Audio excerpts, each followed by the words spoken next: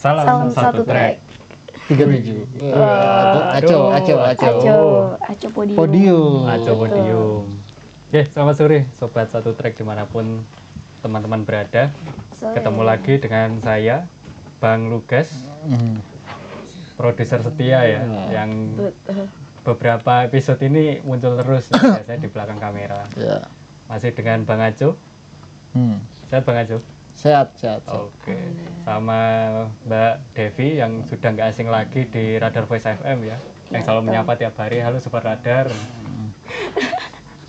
Oke. Mbak Devi sayang suaranya agak habis ini kemarin, habis MC ya. Sudah habis teriak-teriak terus. Jualan suara. Jualan suara jadi habis. Iya. Ya, nggak apa-apa, namanya suka ya Bang ya. Iya. Oke. Sebelum kita mulai seperti biasa, kita baca-baca komentar Sobat Satu Track dulu. Ini cukup banyak ya yang mendoakan Mas Benny ternyata. Iya. Terima kasih Sobat Satu Track semua. Mudah-mudahan doanya juga bisa sampai ke Mas Benny seperti itu. Ini ada dari sobat kita yang di Pos Satpam ya, Bang Ferry. Iya. Bang Ferry Setiawan kelihatan ini. Iya. Ini Bang Ferry analisisnya cukup bagus nih. Jujur ngelihat podcast ini tanpa almarhum Mas Benny kayak ngelihat MU main tanpa arahan dari Ferguson. Iya. MU zaman Ferguson memang tulang punggung ya, tulang punggung juga kan. Iya. Salah satu tulang punggung. Ini kita tulang memang kehilangan ya Bang ya, sosok yang memang sangat detil dengan data. Teknis. Mas Benny itu memang orangnya, wah kalau buat yang baru kenal, ini ngapain sih kayak gini, tapi memang kelebihannya beliau memang ada di situ. Memang soal urusan data dia tidak semua dipersiapkan. Semua dipersiapkan. Harus perfect itu Mas Benny. Oke, karena kita tahu Mas Benny ini berperan hampir 80% dalam podcast ini. Dari kreatif yang menyiapkan materi hingga talent di depan layar. Yang penjelasan dan argumennya sangat detail soal balapan. Ya, karena beliau ini juga penggemar lama ya Bang. Iya. Mas Benny ini. Bahkan dulu saya ingat saya klub sama Mas Benny dulu bahasnya bukan bahas MotoGP loh Bang. F1. Betul. Karena bahas balapan. Ternyata beliau juga suka. Nonton mulai musim 90-an. Saya belum lahir 90-an ya. 98. Soalnya kan almarhum itu STM dia, mesin. Makanya dia lebih nguliknya itu di mesin. Jadi upgrade mesin, update spare part itu dia lebih paham. Dan saya yang paling ingat itu tim favoritnya di F1 itu McLaren Bang. Oh iya. Ya, yang kemarin baru saja podium konstruktor ya. Selamat buat McLaren di musim ini, keren. Kembali konstruktor lagi. Sayangnya Mas Benny sebelum lihat McLaren konstruktor. Iya. Paling itu tim ininya ya, salah satu tim idolanya di F1 ya. Betul. Dan tim legenda juga di F1 McLaren ini. Mas Benny suka. Jangannya ketika kemarin di grup kan aku bilang, wah Bang, sayang ini. Mas Benny coba ada kabar ini seneng pasti dia. Karena di musim ini kan Ducati sudah kunci gelar. Kemudian timnya di F1 juga kunci konstruktor. Siapa yang nggak seneng kan gitu. Pasti seneng beliau.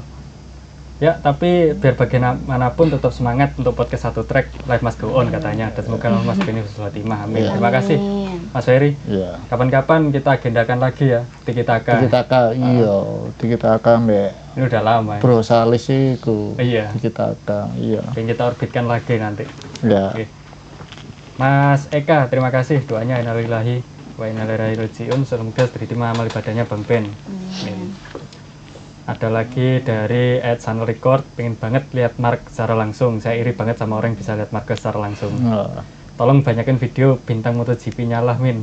Marquez please, setidaknya selama dia ada di Indonesia. Oke, nanti fotonya cukup banyak ya. Kalau Marquez saja gampang. Nanti akan banyak kita bahas juga. Kemudian ya dari @Sartonosan 919, semoga diterima di sisinya dan berbahagia di kehidupan yang datang. Amin. Dari Irfan Fandi, yang penting Bas Marquez jangan sampai ketinggalan ya. Pasti. Karena ini salah satu bintang di tahun ini gitu. Semoga MM93 podium 1 di race utama. Wah, ini sepertinya doanya agak meleset ini. Tapi nggak apa-apa. Karena kita kemarin ngedukunya juga ngeleset semua kan, gitu. Karena MM93 belum pernah finish di MotoGP Mandalika. Ya, sampai saat ini belum finish. Belum finish ya. Oke, ya mungkin itu aja Sobat Satu Track, terima kasih yang sudah kirim-kirim komentar. Jangan lupa nanti di video ini juga kirim-kirim komentar lagi, kita diskusi seperti biasa, apa yang kira-kira perlu ditambahkan, kira-kira Sobat Satu Track mau tanya, boleh langsung, nanti minggu depan pasti kita jawab. Seperti biasa. Oke, ya di MotoGP Mandalika kemarin, ini kayaknya Mbak Devi udah siapin banyak pertanyaan. Soalnya udah banyak, kemarin sudah saya minta. Oke, Mbak Devi silakan disampaikan. Oke, apa baik. yang mau dibahas? Tadi ngebahas masalah podium juga di Mandalika yang tahun sekarang ini, yang podium ternyata bukan Marquez lagi dan bahkan belum sempat sampai finish. Betul. Malah justru yang podium utama itu adalah Firman ya. Firman. Yang bahkan itu pertama kalinya dia podium satu. Podium satu ya, pertama kali. Pertama kali. Pertama kali. Menurut Bang Aco nih atau menurut Mas Lugas, kenapa performa Firman ini bisa luar biasa di Mandalika dan bisa sampai podium? Kalau dilihat performa, karena kan kalau dilihat data tahun kemarin itu sebenarnya GP24 itu menang tahun kemarin. GP24 ini salah satu motor terbaiknya Ducati sampai saat ini. Yang dipakai Jorge Martin. Karena habis menang ya. Iya, kebetulan GP24 ini ternyata dipakai Gresini. Iya, itu diwariskan ke Gresini. Akhirnya jadi data tahun kemarin dia sudah punya. Kalau makanya GP25 berantakan kan akhirnya. Untuk main di Mandalika akhirnya ya juga ada yang bilang ini angker, sirkuit ini angker buat angker buat MM ini. Nah, sebenarnya sih GP25 belum ini aja, belum nyetel sama khususnya untuk Mandalika, karena kan kita tahu sendiri Mandalika itu low grip ya, banyak kemarin itu banyak yang jatuh. Satunya low set semua. Low set semua, rata-rata low set, karena jatuh tadi Mandalika ini memang jarang ya, event tahunannya mungkin bisa dihitung jari kali, nggak banyak seperti kayak sirkuit-sirkuit yang ada di Eropa. Maka dari itu jadi grip sisa ban yang di aspal itu nggak banyak, makanya di situ salah satunya low grip. Jadi terus ini juga tikungan cepat dan itu kelemahannya Ducati ternyata. Salah satu kelemahannya Ducati, tikungan cepat, terus gripnya cengkramannya itu nggak bagus gitu kan. Terus banyak juga tikungan ke kanan 11, dan itu juga kelemahannya Marquez ya. Itu banyak kok. Jadi banyak faktor. Cuman memang kalau dilihat banyak yang bilang itu tadi ini angker masih buat Marquez Mandalika. Memang banyak banget yang crash ya waktu kemarin itu. Hampir ada 5 lebih kalau nggak salah. Mulai hari Jumat, kalau dihitung dari hari Jumat mungkin mulai bisa dari hari lebih. Jumat. Ya kalau kita lihat dari hari Jumat kan Firman itu sudah jatuh di free practice yang pertama kemarin itu. Sudah jatuh. Tapi ternyata waktu race malah podium. Iya betul. Ya itu makanya kan di awal ya kalau dilihat karena crashnya si BCC itu nanti bisa dibahas itu masalah crash BCC dengan Marquez ya. Betul. Oke. Kalau untuk Aco sendiri nih gimana? Acosta masuk podium 2. Ya, kalau Aco sendiri ya sekarang sudah lebih dewasa ya. Karena status tahun kemarin rookie, sekarang ini tahun keduanya sudah dipabrikan dan dia memang juga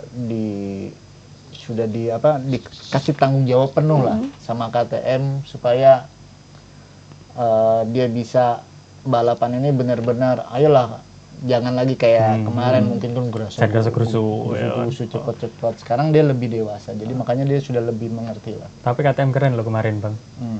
Maksudnya bisa selang-seling sama Gresini. Oh iya.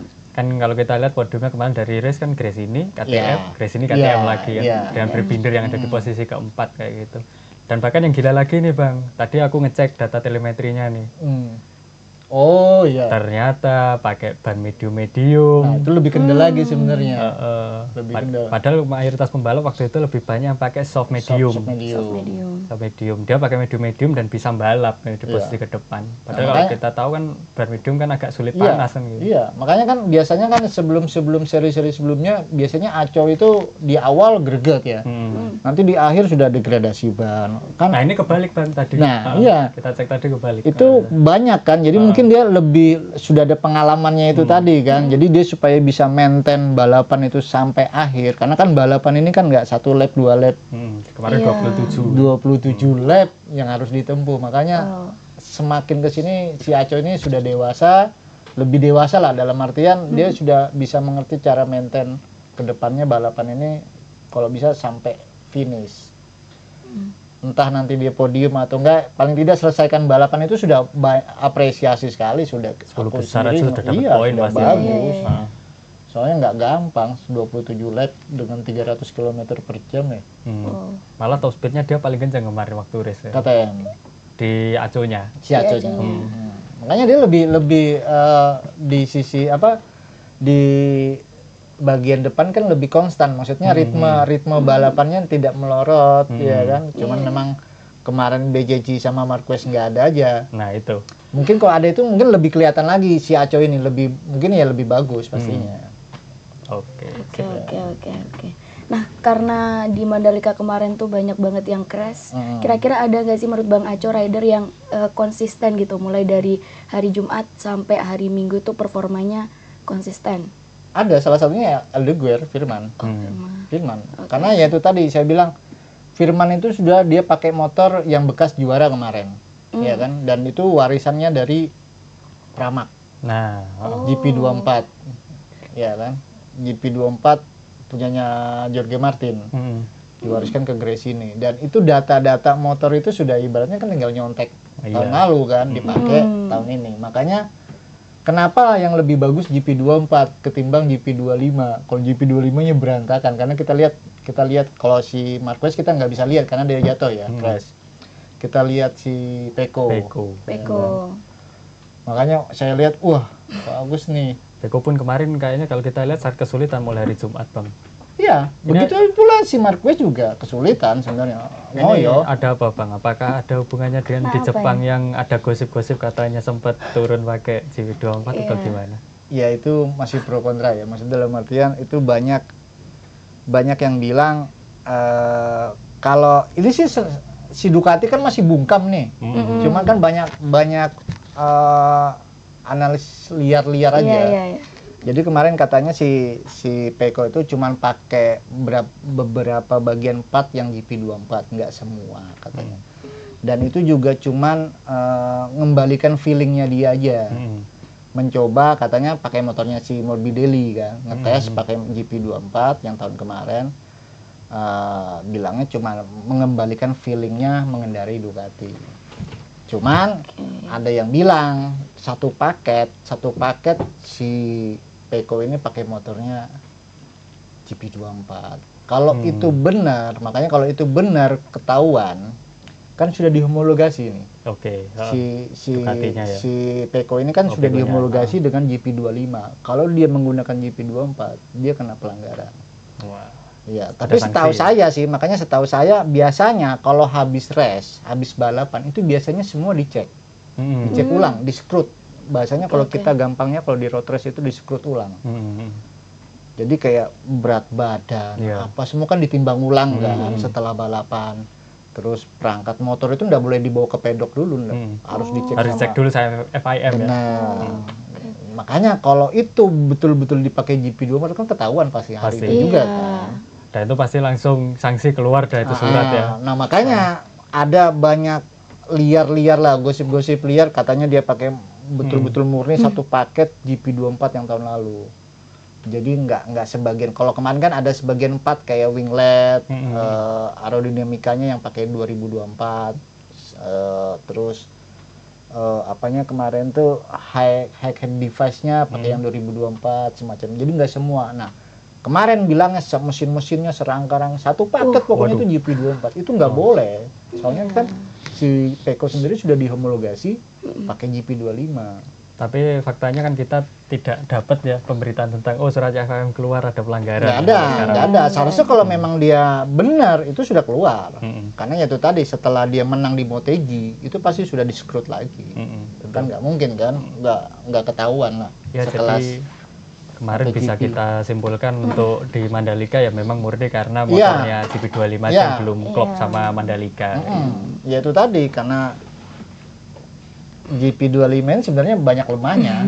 Kelemahannya banyak. Ya untungnya aja kemarin Aldeguer sama si Alex podium. Double podium itu ya ibaratnya tidak malu-maluin lah khususnya untuk Ducati. Ya. Betul. Nah, tapi dengan adanya kejadian kemarin akhirnya terbukti juga omongannya orang-orang.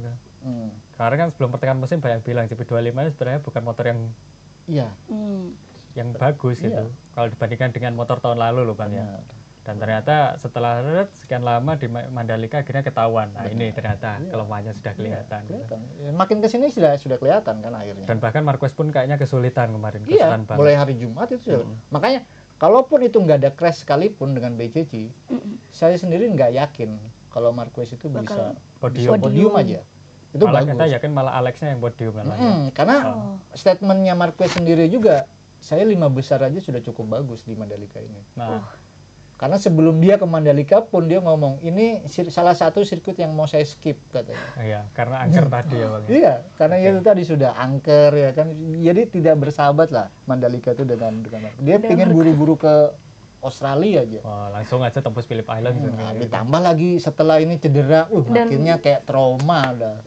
Iya. Mungkin ya. Ini mulai tahun 2022 padahal Mandalika itu pertama kali menggelar GP itu di tahun 2022. Dua itu dia statusnya nggak ikut start malahan. Mulai karena dia pas latihan hari dia cederanya itu hari Sabtu hari Sabtu ya, sebelumnya kualifikasi berarti. Iya. Nggak ikut main di hari Minggunya sudah nggak ikut main. Kalau di 2003-24 dia ikut main, tapi ya crash ya. Dan bahkan sampai tahun ini crash. Sampai tahun ini kemarin crash. Cuman kebanyakan kalau kemarin crashnya crash sendiri ya Bang ya. Atau ada yang disundul juga kayak yang 24? Lupa saya. Cuma ya itu tadi yang jelas DNF. DNF pasti ya. Karena kalau yang kemarin kan statusnya kan kesundul istilahnya. Kesundul. Nah, itu.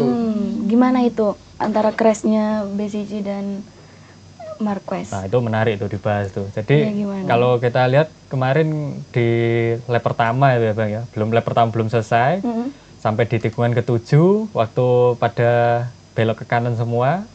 Nah ini BCC di belakang tiba-tiba nyundul nih, nyundul, Marqueznya jatuh, BCC sempat aman tuh sampai masuk gravel terus habis itu baru jungkel.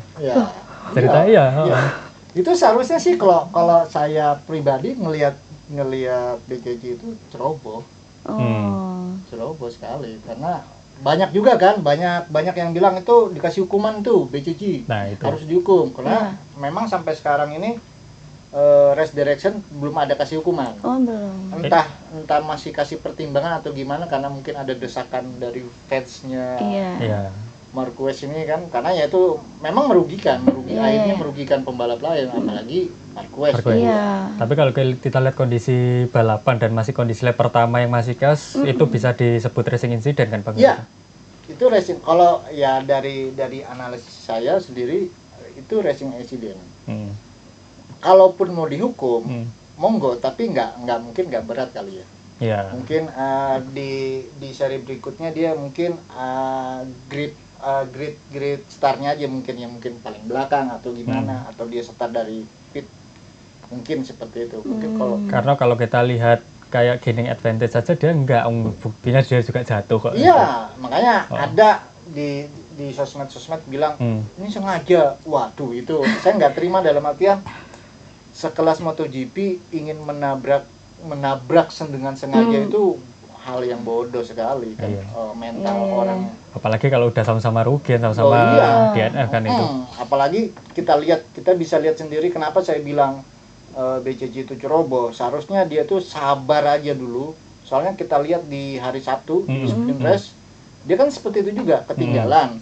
Tapi nyicil ya Bang ya? Iya, habis itu recovery nyicil satu-satu dengan lap 13 lap aja. Bisa selesai dengan juara 1. Apalagi ini yang 27 yang lebih panjang. Apalagi yang 27, seharusnya kan dia lebih sabar Iya, aja iya, dulu. iya. Maksudnya ngantri aja dulu lah. Di lap awal itu ngantri, ngikutin dulu, habis itu tinggal. Karena dia punya kekuatan di situ. Jelas-jelas Aprilia mendominasi. Itu sirkuit, ibaratnya itu sirkuitnya Aprilia lah. Iya, flowing ya Bang ya. Flowing. Ciri khasnya Aprilia memang di situ. Kuat sekali. Soalnya kayak lihat aja satelitnya kayak Raul Fernandez aja. Malah bisa di posisi Iya, depan istilahnya. Karena memang bagus, si Aprilia memang bagus di situ. Soalnya memang sayangnya Mandalika kemarin banyak ya Bang ya, pembalap yang absen ya. Iya. Kalau kita itu kan mulai dari Martin ya, Martin karena cedera dari Motegi, kemudian masih izin ya, kemudian finalis yang dadaan. Dadaan itu finalis. Sama ini Ogura. Ogura itu juga karena cedera kayaknya. Cedera. Pergelangan tangan kalau nggak salah, cedera pergelangan tangan itu. Kemudian ya itu ya. Iya.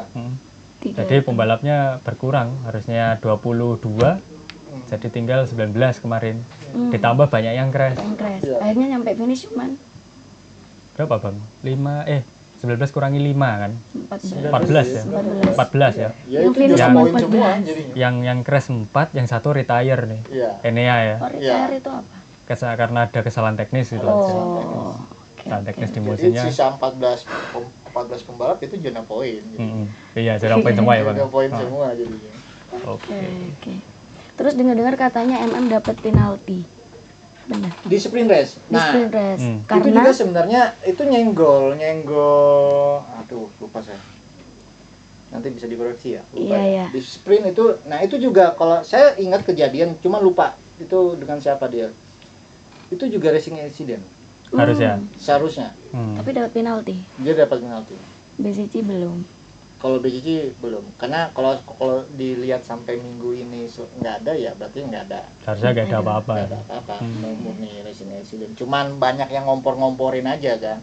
Seharusnya BCC itu harus dihukum seberat-beratnya karena terhukum. Ini merembet kemana-mana fans Marquez ini, karena kemarin juga dengar-dengar ada yang menyalahkan Mandalika sumber ini. Ya ini sebenarnya ada kabar baiknya, ada kabar buruknya. Oke, baiknya dulu deh. Ya, Baiknya dulu. Baiknya Mandalika pecah rekor. Oh ya, 140.000 plus lah ya.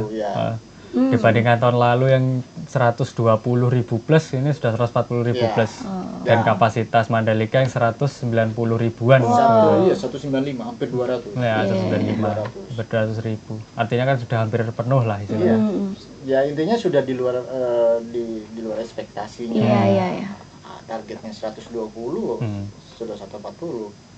Ya kan? Jadi dengan penonton sebegitu banyaknya, ya mudah-mudahan tahun depannya si Liberty juga bisa kasih ibaratnya kasih masukan atau karena kedepannya kan juga Liberty ini kan punya F1 nih kan gitu. Jadi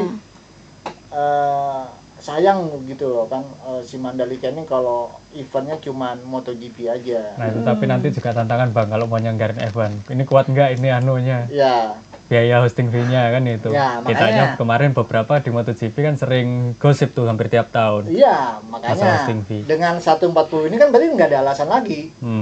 Kalau untuk berat masalah bayar hosting fee, ya kan? Apalagi sudah melebihi kan. Banyak memang kemarin tuh katanya tiketnya disubsidi, di dalam artian dipromoin lah, didiskon dengan harga, makanya membludak ya kan penontonnya. Ya apapun strategi marketing, intinya si penonton ini kan bagus nih dari tahun ke tahun okupansinya penonton ini lebih bagus. Nah kabar buruknya itu ya gara-gara Marquez. Marquez itu cedera dan akhirnya tidak bisa melanjutkan seri-seri berikutnya sampai selesai. Katanya sih rumornya itu update-nya kemarin itu sampai habis musim. Berarti sampai Valencia dia nggak bisa sampai lanjut. Valencia, dan di Valencia itu sebenarnya di Spanyol. Jadi banyak di rumahnya sendiri itu. Jadi fans-fansnya Marquez ini banyak yang menunggu kan. Ya mulai dari nanti besok di Phillip Island di Australia, habis di Malaysia. Iya di Malaysia. Setelah itu di Portimao, Portugal, habis itu di Valencia. Nah, dari 4 seri ini kan ada fansnya Marquez nih. Iya. Jadi dia jadi menyalahkan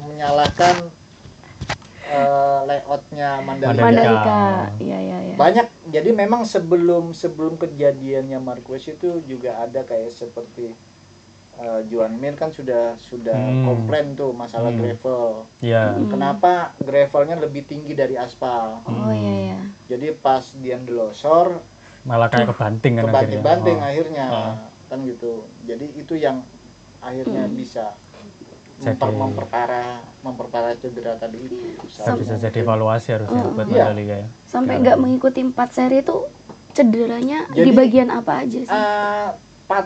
Patah tulang selangka katanya. Kanan ya. Kanan. Ini malah walik-walian sama Martin yang kiri, dia yang kanan. Iya. Nah, cuman update-nya lagi dia tapi nggak dioperasi. Jadi cuman terapi gitu ya, Bang? recovery-nya itu kayak terapi model terapi Iya, gitu nanti iya. dia bisa balik sendiri karena nggak perlu operasi. Makanya untuk terapi itu rada lama, iya, untuk lebih lama. recovery-nya tuh lama. Kalau mungkin kalau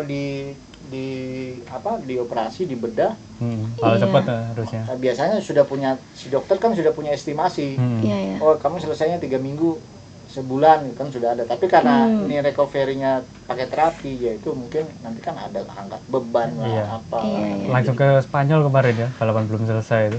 Langsung terbang ke Madrid langsung, Oh, iya. langsung dicek langsung ke sana. Dan Padahal kita makanya ngomong kalau itu. cuma sangkal putung aja di Banyuwangi sebenarnya. Oh iya, di Gintangan ya. Ada. Ya, apalagi nggak usah pakai beda-beda kan. Iya. Seharusnya ke Banyuwangi. Sehari Iya. selesai itu. Sehari selesai. Oke. Oke. Dari Mas Lugas ada tambahan pertanyaan? Iya, mungkin kalau dari saya ini sih. Kemarin ada ini ya, Bang ya. Gosip soal ini jadwal pramusim nih yang bagus nih. Oh dibahas ya, nih. itu ya tahun depan. Tahun depan Nah ya. ini juga sebenarnya yang dirugikan itu gara-gara Marquez cedera 4 seri ini kan lumayan. Betul. Ada ngumpulin data buat tahun depan. Oh iya. Ya, kan? Makanya saya pernah beberapa kali di podcast pembalap yang finish aja itu saya mengapresiasi. Berhasil finish sampai selesai loh. Karena yang dibutuhkan tim itu kan data. Iya. Pembalap itu kan dibayar, yaitu tadi si pabrikan ini butuh data. Gaji Kira-kira. gede, gaji besar itu ya itu data sama sponsor ya kan biar Iya, bisa. Ini motornya nggak enak di mana, enaknya Iya, di mana. makanya ini sebenarnya ya akhirnya ya mungkin di sisa 4 seri ini mungkin si Ducati mungkin nanti bisa cari pembalap cadangan untuk ngumpulin data itu tadi. Oke. Cuman karena ini bukan Marquez yang nunggangin kan biasanya juga pasti banyak evaluasi terus. Nah itu, apalagi nih Peko nih. Iya. Terus sudah Peko nih habis ini. statusnya sudah gelarnya sudah kekunci. Iya. Ya kan masih ada 4 seri. Ya mungkin ya nanti berdampak lah pastinya di sisi seri ini, nggak tahu lagi nanti penontonnya yang di Australia, Malaysia sama Portimao, Valencia tuh pasti mungkin berdampak karena tidak ada Marquez. Iya. Nah itu. Bisa lah ada efeknya. Oke, mungkin itu dulu ya Iya. untuk podcast kita hari ini. Sedikit soal highlight dari MotoGP Mandalika di rumah kita semua ya, Bang ya. Iya, betul. Yang Ya, kita pakai pokoknya kemarin. sukses buat Mandalika, sukses tahun-tahun depannya karena kemarin saya juga sempat mengkritisi kan. Iya. Akhirnya bagus nih. Iya, ya. Memang perlu, Bang. Meskipun sudah sukses, pasti adalah 1-2 hal yang perlu kita evaluasi Iya. agar nanti kedepannya semakin bagus dalam penyelenggaraannya. Kan kritik kan untuk ngebangun, Iya. kan? Bukan untuk menjatuhkan. Betul. Ya kita harapannya sampai tahun-tahun berikutnya lah ini MotoGP tetap ada. Iya. Dan semoga tahun depan bukan tempat yang angker buat Marquez itu aja. Iya. Dan mungkin kita juga ada rezekinya sampai sana ya. Nah, Iya. itu. Ya. Amin. Amin. Mudah-mudahan ada nanti jalannya, Bang. Ya, Tenang aja. pokoknya kalau memang ada rezekinya, ada jodohnya ya ke sana lah pasti. Iya. Ya, Tuh, kita kemarin gitu kan. kayaknya ada tuh rencana mau backpackeran ke sana. Iya. Sama Mas Benny waktu itu kan. Iya. Sama almarhum ternyata masih belum kesampaian. Iya. Yang penting tuh ada waktunya dulu. Oke, sobat satu track mungkin itu dulu untuk highlight MotoGP Mandalika Indonesia yang cukup seru tadi juga pembahasannya dan juga beberapa gosip-gosipnya.